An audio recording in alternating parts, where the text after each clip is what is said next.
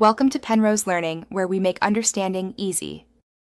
You start by confirming ownership.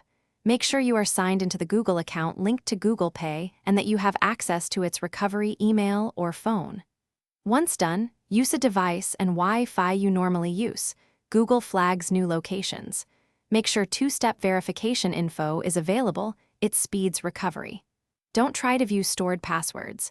Google won't reveal account passwords. Instead, you'll follow the secure reset and verification flow to regain access safely.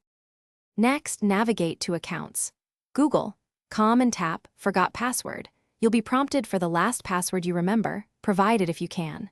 If not, choose the option to send a verification code to your recovery phone or email and enter that code when it arrives.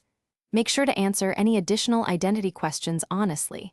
Google may ask about recent account activity.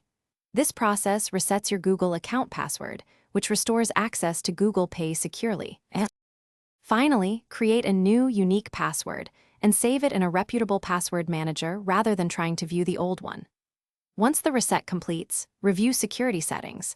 Enable two-step verification, confirm recovery email and phone, and check recent devices.